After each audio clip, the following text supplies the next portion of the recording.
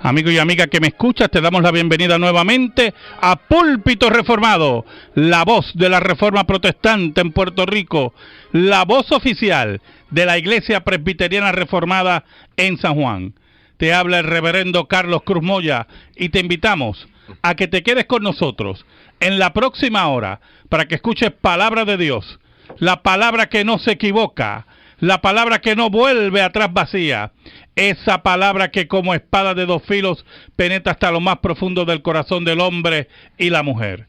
En esta hermosa noche en San Juan de Puerto Rico vamos a hablar del tema de apologética reformada. Apologética reformada, y tenemos un invitado muy especial que vamos a tener una entrevista para hablar de este tema tan interesante, apologética reformada. En esta hermosa noche me acompaña mi esposa, la hermana Diana Bonilla. Dios le bendiga a todos los oyentes. Y también tenemos otro invitado que voy a presentar posteriormente para nuestra entrevista. Buscamos la palabra de Dios en Primera de Pedro, capítulo 3, versículos del 14 al 16. Primera de Pedro, capítulo 3, versículos del 14 al 16. Dice así la palabra de Dios. Mas también si alguna cosa padecéis por causa de la justicia, bienaventurados sois. Por tanto, no os amedrentéis por temor de ellos, ni os conturbéis, sino santificad a Dios el Señor en vuestros corazones, y estad siempre preparados para presentar defensa con mansedumbre y reverencia ante todo el que os demande razón de la esperanza que hay en vosotros, teniendo buena conciencia, para que en lo que murmuran de vosotros como de malhechores, sean avergonzados los que calumnian vuestra buena conducta en Cristo. Amén. Amén. En esta hermosa noche, hermanos, tenemos un invitado muy especial. El Seminario Reformado del Caribe comienza un curso de verano el próximo lunes de apologética reformada. Y para dictar ese curso hemos invitado al profesor Nicolás Lamé. El profesor Nicolás Lamé es graduado del seminario Mid América, el Seminario Reformado Mid América de los Estados Unidos. Es escritor, conferencista, pastor de la Iglesia Unida Reformada, la United Reformed Church en los Estados Unidos, pero actualmente es misionero en Costa Rica, en la nación costarricense de nuestros hermanos costarricenses. Casado, tiene 4 hijos y va a estar dictando un curso de apologética reformada por 2 semanas, un curso intensivo en el Seminario Reformado del Caribe. Y lo hemos invitado en esta noche para hablar un poquito de apologética reformada. Nick, un saludo a nuestros radioyentes. Gracias, hermano Carlos. Es un placer estar aquí con usted. Amén. En el mundo cristiano pues se habla mucho de, el mundo evangélico, ¿verdad? Se habla mucho de apologética y me gustaría que a los radioyentes le explicamos, ¿verdad? Explicarles lo que se entiende por apologética. Bueno, la palabra apologética significa una defensa. Amén. Te estamos dando una defensa por la esperanza que nosotros tenemos como cristianos ante el mundo incrédulo, ante retos del mundo no creyente. Nosotros como creyentes damos una defensa por qué creemos y qué es lo que creemos. Claro, la apologética entonces tocaría varios aspectos para defender la fe cristiana, ¿verdad? Eso es correcto. En el mundo filosófico, en el mundo posiblemente de las ciencias, en la argumentación humanística, en diferentes áreas, en la historia. O sea, la fe cristiana tiene que aportar, tiene para aportar y tiene una defensa de su fe ante todas esas realidades. Es correcto, porque es la única fe verdadera. Es la única fe que encaja con la realidad en la que vivimos, en la que vive todo ser humano hecho a la imagen de Dios. Y por eso, sea cual sea el desafío, Muy bien. La fe cristiana, Dios en su palabra nos ha dado una respuesta ante el mundo incrédulo. Amén, amén. Ahora, cuando hablamos de apologética, hemos estado hablando de apologética reformada, porque pueden haber muchas apologéticas, pero consideramos a nuestro parecer, y creo que estás de acuerdo conmigo, que hay una defensa que se ajusta más al texto bíblico, a la revelación bíblica, y es lo que llamamos, por lo menos dentro del pensamiento de nuestro seminario, que responde a un tipo de apologética reformada. ¿Qué queremos decir con apologética reformada? Bueno, yo creo que si nosotros estamos defendiendo la fe cristiana, entonces lo hacemos a partir de la única fuente de esa fe, que es la Biblia. Y en la Biblia nosotros creemos que Dios ha hablado, que Dios se ha dado a conocer en su palabra. Entonces, obviamente no podemos divorciar, como quieren hacer algunos, la fe o la doctrina, lo que nosotros creemos y confesamos, de la defensa de esa fe. Es que como si el único que el hombre necesitara fue unas evidencias que desde una óptica neutral podía evaluar y analizar para llegar a la verdad. No, la verdad, lo que nos enseña la palabra de Dios es que Dios es la verdad. Entonces, nuestro punto de partida no es una evidencia que es supuestamente neutro, sino la palabra de Dios. Dios mismo es nuestro punto de partida y su palabra. Al mencionar evidencia, pues entramos en un campo interesante, ¿verdad? Que se conoce como la apologética evidencialista o el evidencialismo. ¿En qué sentido la apologética reformada se aleja del evidencialismo sin, en algunos aspectos, negarlo, ¿verdad? Pero alejarse del punto de vista de la apologética, de la defensa de la fe. Bueno, el evidencialismo supone que el hombre es capaz por sí solo, por la luz de la naturaleza, por la razón humana, analizar objetivamente, si esa palabra tiene sentido, ¿verdad? Objetivamente, las evidencias que ve, los hechos del universo, de su vida, y analizando los hechos bien, el evidencialista supone que el hombre tiene que creer, por consiguiente, llegar a la verdad, llegar al conocimiento que hay un Dios. Pero lo que el evidencialista no toma en cuenta es, y digamos, la doctrina protestante, reformada, de la depravación total del ser humano. Que no que el hombre sea tan malo como puede ser, o como pudiera ser, sino que el hombre ha sido afectado por la caída, por el pecado, en todo aspecto de su vida, que no hay una parte de la vida humana que no sea afectada por el pecado, inclusive su mente, su razón. Y Romanos 1 habla bastante de la razón humana y cómo ha sido afectada por el pecado del ser humano y por la caída. Entonces, cuando decimos que no hay nada neutro, que no hay hecho que se pueda analizar objetivamente, es por ese hecho del pecado. Bueno, es interesante, hay una parábola de Cristo, la de Rico y el Lázaro, que en un momento que Rico le dice al padre Abraham, ¿verdad? En la parábola, pero no sería bueno que me enviaras, si me puedes enviar o enviarle a alguien, ¿verdad? Para que no vengan a este lugar. Y Abraham dice, a Moisés y los profetas tienen, porque el que no va a creer, aunque viniera alguien de entre los muertos, no iba a creer, aunque viera la evidencia de alguien venir de los muertos, no iba a creer, que tiene que creer en la verdad, que es Moisés y los profetas, ¿verdad? En esa línea es que sigue la apologética reformada. En ese sentido, ¿verdad? Exactamente. Nosotros creemos que el hombre por naturaleza suprime o detiene la verdad en injusticia, como dice Pablo en Romanos 1. Y obviamente es una obra del Espíritu Santo que el hombre crea. Y sin esa obra no va a creer, no va a analizar correctamente a la luz de la palabra de Dios las evidencias del universo. Muy bien. Pero eso no significa que no presentemos una defensa. Claro.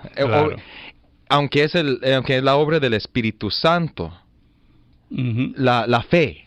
La que produce la fe. Nosotros todavía tenemos una obligación, una responsabilidad de presentar nuestra defensa, nuestra razón por la que creemos en Dios, creemos en su palabra, y el Espíritu Santo puede usar ese testimonio como instrumento para convencer al mundo. Ahora, dentro de ese concepto de apologética reformada, hay una clasificación del mismo que viene de la idea de Bantil. Queremos hablar un poquito aquí de Bantil en esta noche y cómo se le llama a la apologética de Bantil.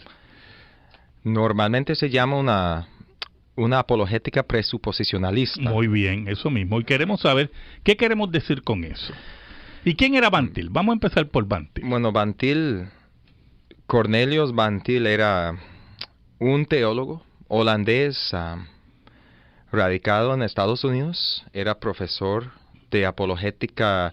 Bueno, fue invitado a ser profesor de apologética en el seminario de Princeton, pero muy poco después de su llegada a Princeton es que tuvo que abandonar su puesto ahí porque los liberales de la PECUS, de la Iglesia Presbiteriana de Estados Unidos en esa época, en los años 20, ya eran apóstatas.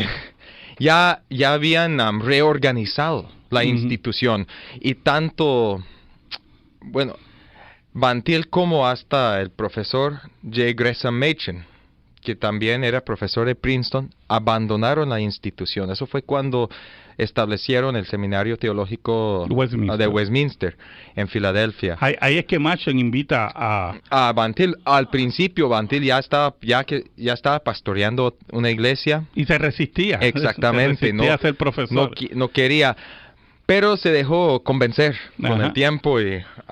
Y Cornelius Bantil establece, en cierta medida, o desarrolla este concepto de apologética, ¿verdad? Que llamaste y me gustaría que repitieras el término. Presuposicionalista. Exacto. El presuposicionalismo, digamos. Exacto. Y básicamente, ¿de qué estamos hablando? Bueno, hablar de presuposiciones es hablar de las creencias más básicas que tiene todo ser humano.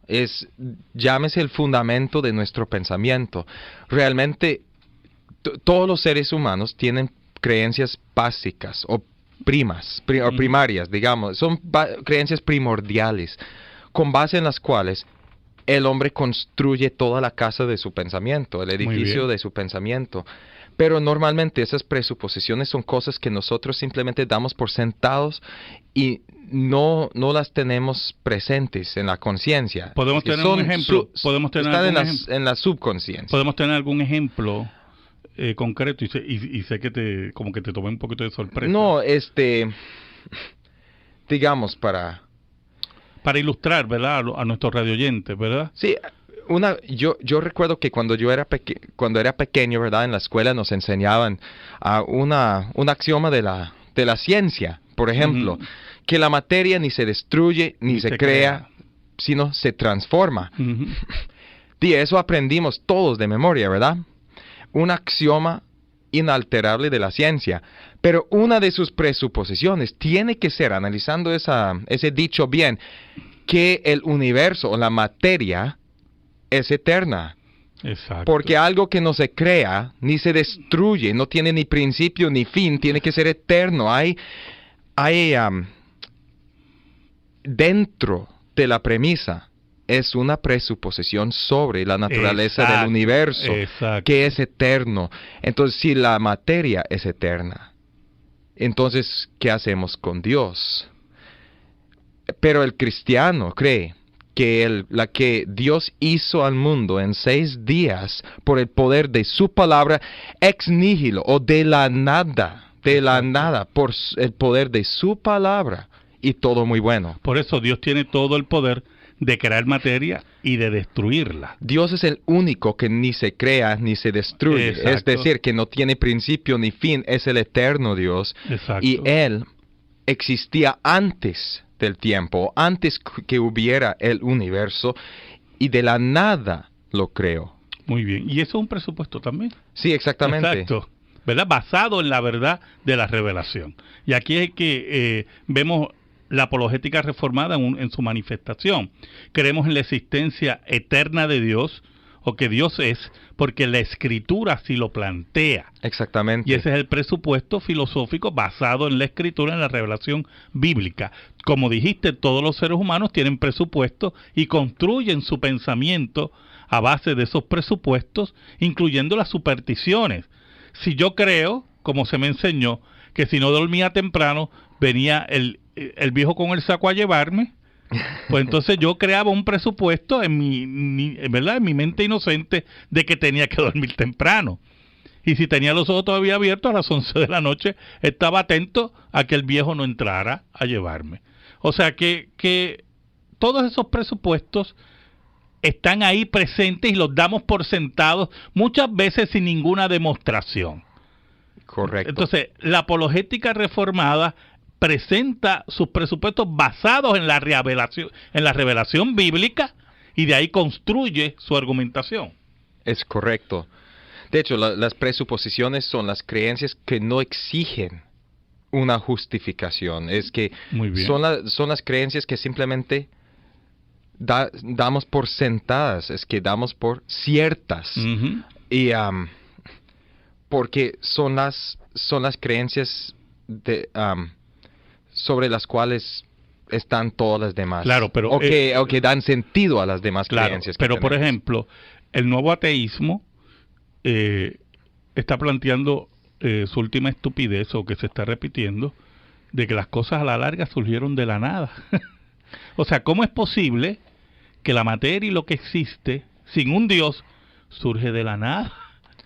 Es un presupuesto contrario a la física ateísta.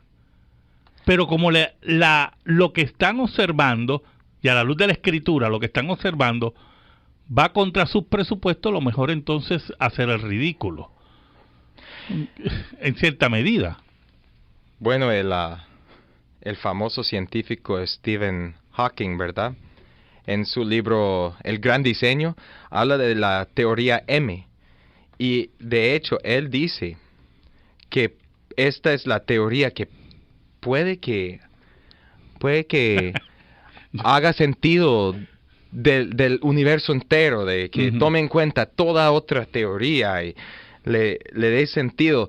Y dice que hasta con base en esta teoría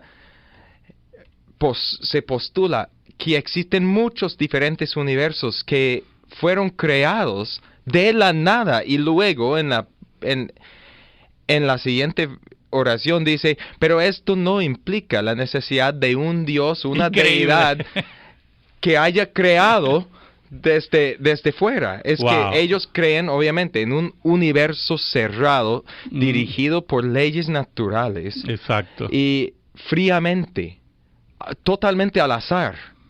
Y que La las apologética- cosas simplemente así funcionan, y así funcionan porque así simplemente sucedieron. La apologética reformada entonces se enfrenta a esos postulados partiendo de la verdad bíblica. Sí, partiendo de lo que Dios ha dicho en su palabra. Y eso es muy importante, es que algunas personas critican a los cristianos porque nosotros tomamos nuestro punto de partida de la Biblia y dicen, no, esa es petición al principio, están incurriéndose en un error Uh-huh. lógico, es que cómo pueden apelar ante lo que se tiene que probar. Y nosotros decimos, no, Dios es nuestro punto de partida, Dios no es el tema para ser probado. Exacto. La Biblia, ¿cómo comienza? En el principio Dios da por sentado la existencia de Dios. Nosotros mismo como es. cristianos tenemos que tomar a Dios y su existencia como nuestra presuposición primordial. Amén. Y su palabra, obviamente, porque si Dios es otro, si Dios no es parte de este universo, si es totalmente otro, hablamos de su independencia. El otro, sí, la otredad su- de Dios. La otredad de Dios. Uh-huh. Entonces, ¿cómo va a conocerlo el ser humano finito y limitado y encerrado en este universo y en su mundo tan pequeño?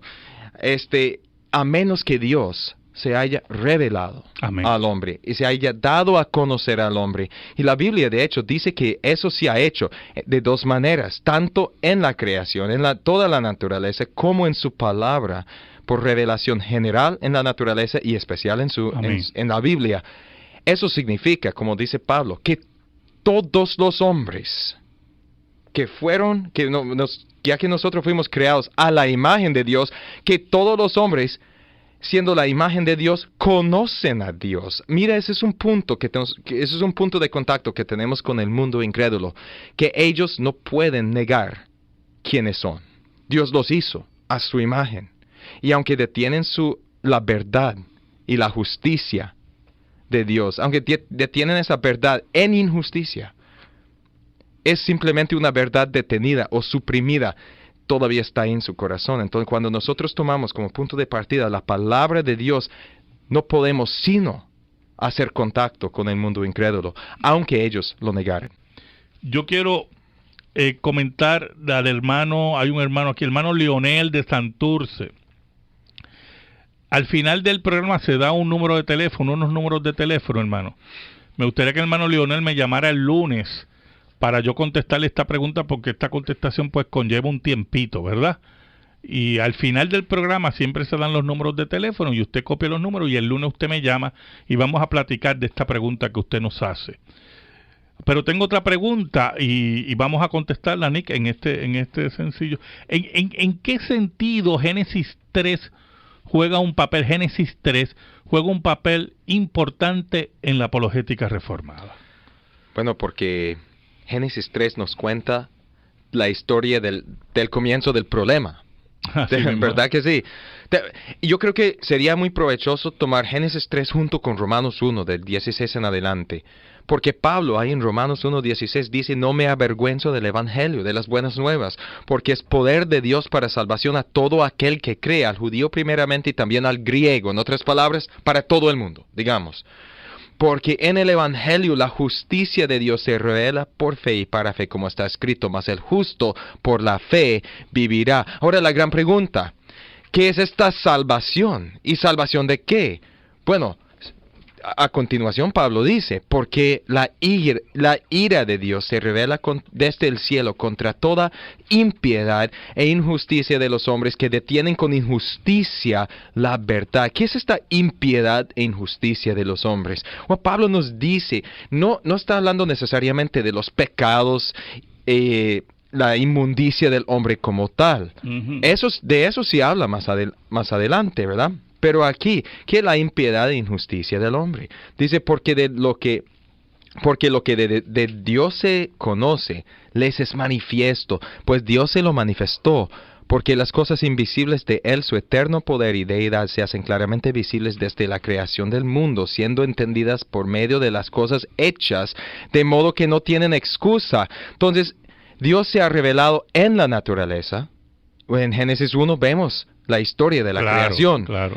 Dios también, entonces Dios ha dado una revelación de sí mismo en las obras de sus manos. Ha dejado la huella digital ahí en la creación y el hombre siendo parte de la creación. Nosotros no podemos extriparnos de esta creación como si fuéramos otra especie, ¿verdad? Somos parte de esta creación.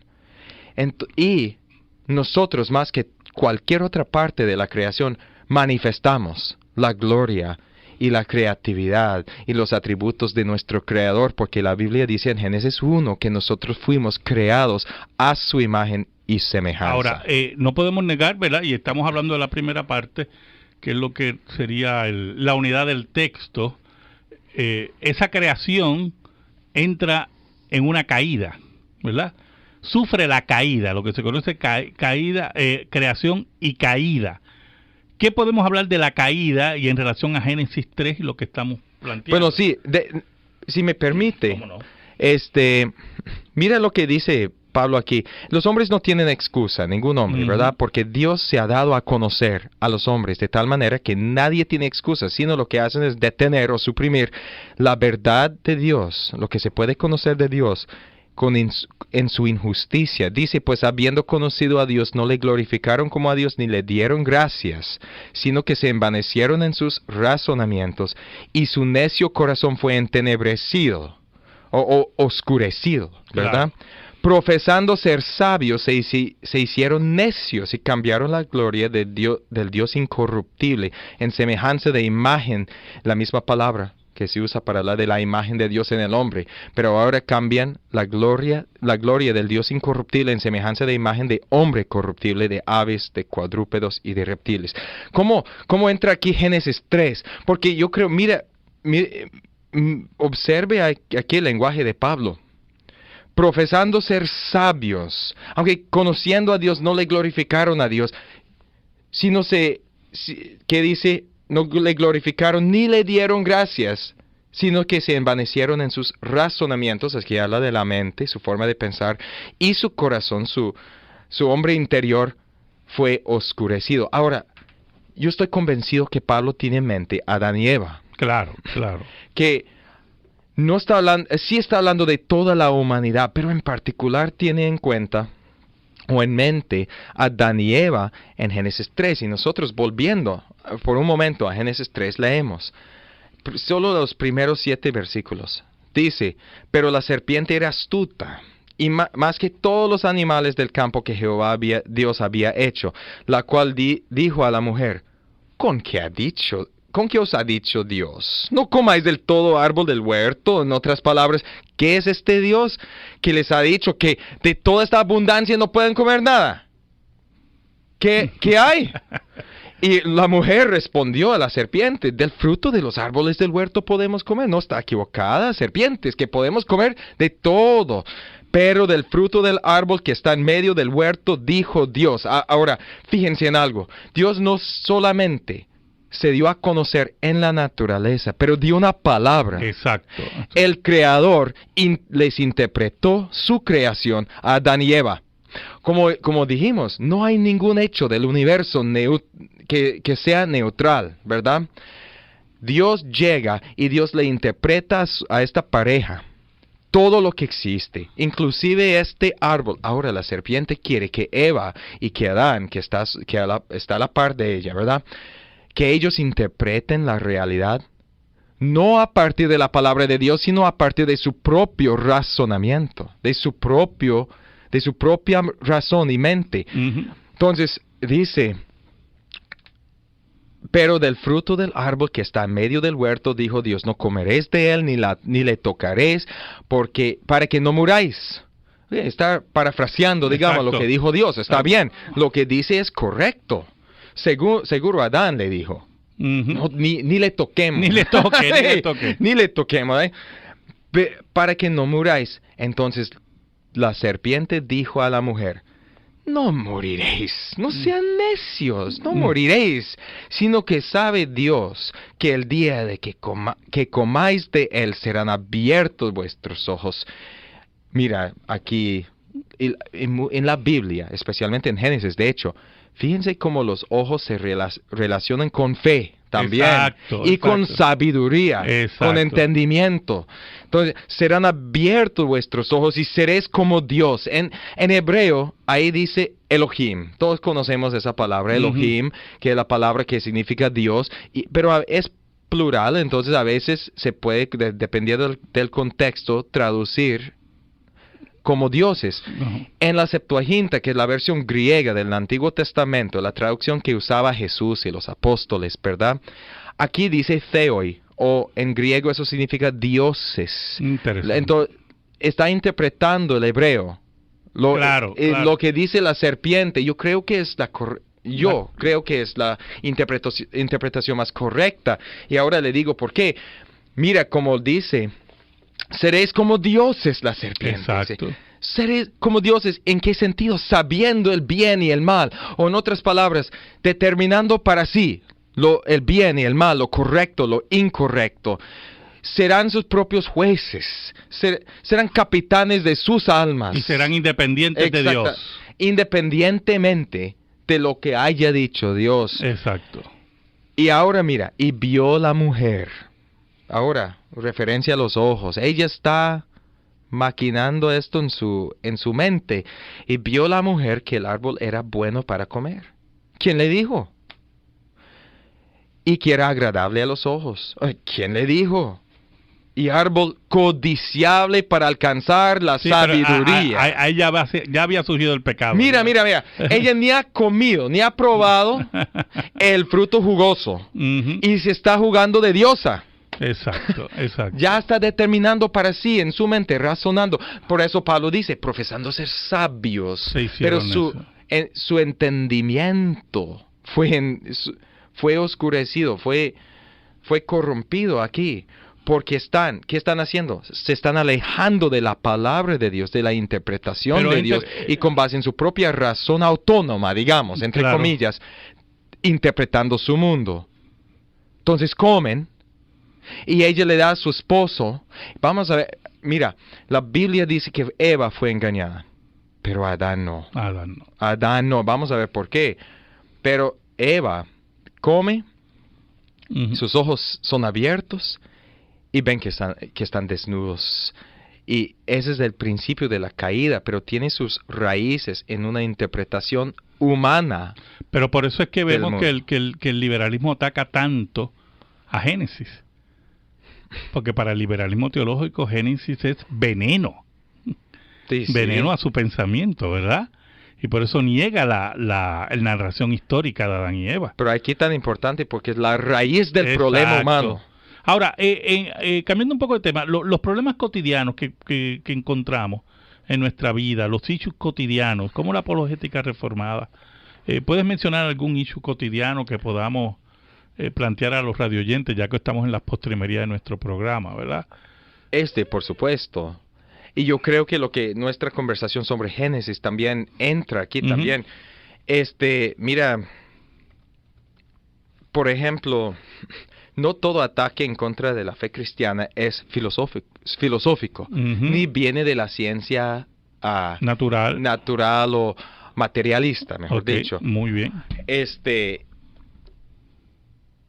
El hombre cotidiano muchas veces plantea un ataque en contra de la fe cristiana para proteger su derecho de desarrollar su propio proyecto de vida. Digamos, exacto. ¿Cuántas veces no hemos escuchado a la gente decir, es mi cuerpo, yo puedo hacer con mi cuerpo lo que me dé la gana? Pero, ¿cuáles son las presuposiciones? Muy bien. De esa óptica, de ese axioma, sí. Le cuento una pequeña historia. Cuando yo estaba en el seminario, yo antes estudiaba en un restaurante. Yo trasnochaba ahí porque servían café las 24 horas. $1.50 por café ilimitado. Gloria a Dios. Wow, aleluya. Sí. Esos tiempos ya no existen. No, pero gloria a Dios, yo recuerdo eso con mucho agradecimiento en mi corazón. Pero yo ahí estoy estudiando, haciendo un ensayo, y llega un muchacho y se sienta sin invitación delante mío en la mesa y me dice, ¿y qué está haciendo? Y yo, estudiando. Me decía, uy, ¿qué está estudiando allá en la conversación? Y yo, muy molesto, sinceramente, porque Exactamente. Entonces le digo lo que estaba haciendo, no me acuerdo, era algo para el seminario. Me dice, está estudiando para pastor. Yo soy luterano apóstata, me dice. Y yo... Al mismo se identificó como luterano apóstata. Sí, eso exactamente, así se identificó. Y yo le dije, ¿y por qué apóstata? Me dice, es que la verdad es que antes yo creía, pero sinceramente he tenido demasiados problemas intelectuales con la Biblia, con el concepto de Dios. Y yo, sinceramente, porque estaba molesto, le dije, hasta Dios usa nuestro pecado a veces para cumplir toda su santa voluntad, pero yo le dije en mi molestia, no hombre, es que nadie tiene un problema intelectual con Dios, es siempre moral, le dije. Es que las verdades de la Biblia son tan sencillas que hasta mi hija de unos cuantos años es capaz de entenderlas a su manera, ¿verdad? Es que nadie tiene problema intelectual con la enseñanza de la Biblia, porque es muy clara.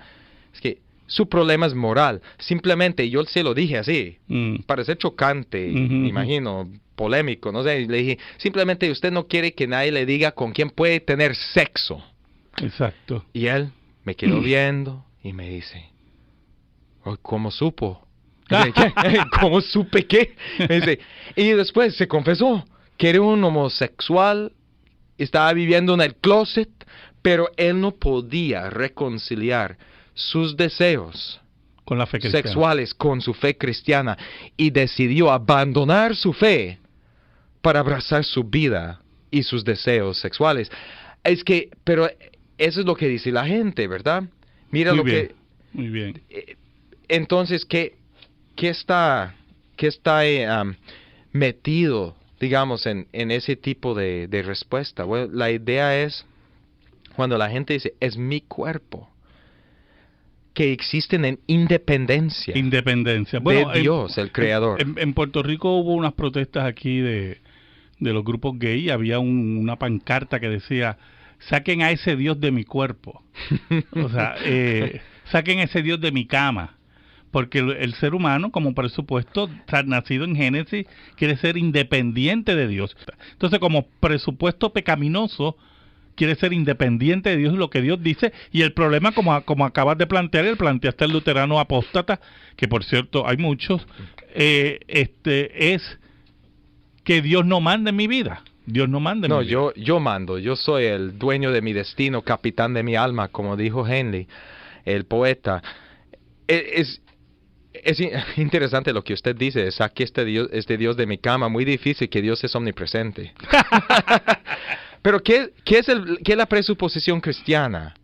La presuposición cristiana es que el fin principal de la existencia del hombre es glorificar a Dios y gozar de Él para siempre. Como en otras bien palabras, dice la confesión, ¿verdad? El Catecismo Menor de Westminster, fuimos creados para Dios y para su gloria, y nuestra felicidad se encuentra en obediencia y sujeción a su palabra. Y eso porque cuando Dios nos hizo, Dios entró, Dios tuvo que condescender o bajar, porque su otredad significa que es completamente distinto de su creación. Tuvo que bajar y entrar en nuestra realidad, y así, eso es lo que la Biblia llama pacto. Dios hizo un pacto, estableció una relación especial con el ser humano en el huerto, y ese pacto de vida que hizo con Adán en el huerto sigue vigente hasta el día de hoy. Amén. Todos los hombres hechos a la imagen de Dios somos criaturas de pacto. O el hombre está en rebelión contra su Dios, o en sumisión a la palabra de su Dios. Amén, amén. Escríbenos. Púlpito Reformado, P.O. Box 363864, San Juan, Puerto Rico 00936. Púlpito Reformado, P.O. Box 363864, San Juan, Puerto Rico 00936. Si te interesa que este programa de radio se mantenga en el aire, puedes enviar tu ofrenda a nombre de la Iglesia Presbiteriana Reformada a la misma dirección.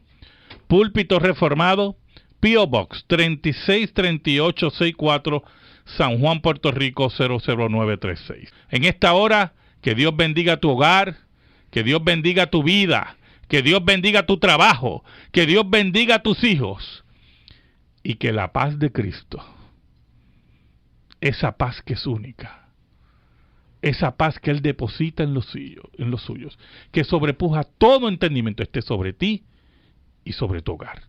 Dios te bendiga ricamente. Amén.